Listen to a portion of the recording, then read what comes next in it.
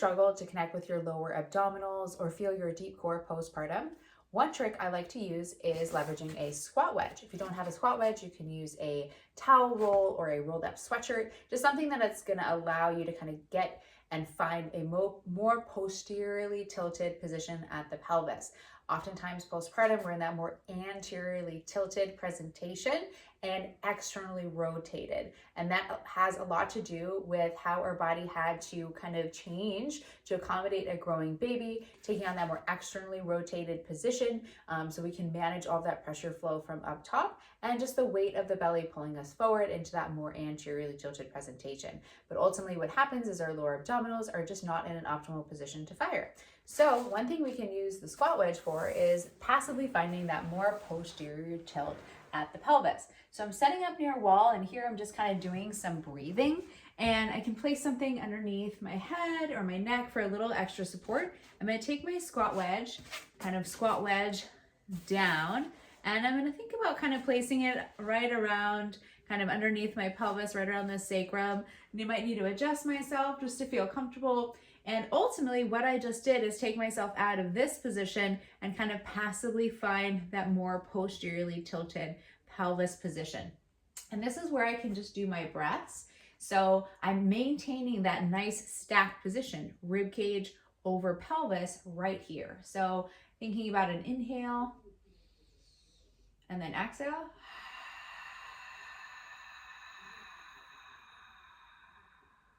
I can reach with my arms, inhale.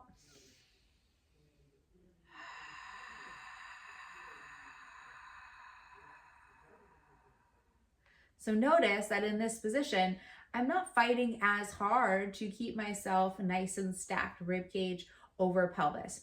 So if we're thinking about a core-based movement like a dead bug, we can utilize this wedge as well.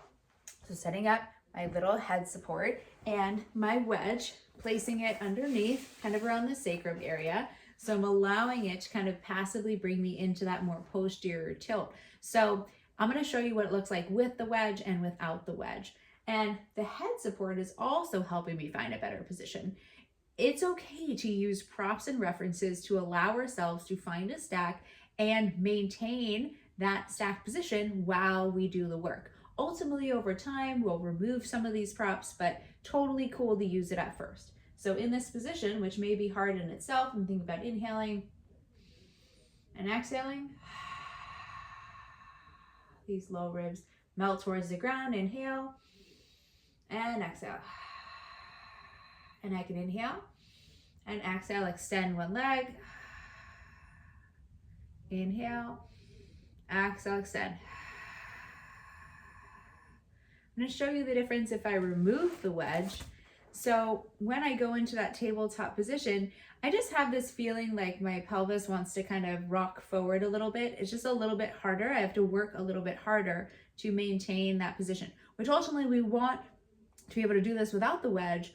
But if we're adding those references to allow ourselves to passively find that kind of more stacked position, that posterior tilt, then we can maybe perform our core-based movements, and we're going to feel those low abs working. We're going to feel all the muscles of the core coordinating with one another, and we're going to sense that tension in the body. So the wedge is a great trick for passively bringing yourself into a more posteriorly tilted position so you can then move limbs away from the body and maintain that stack. Ultimately, we will remove the wedge, but at first, grab the wedge, see how it feels, and see if you notice a difference with your core-based movements when you're in that supine on your back position.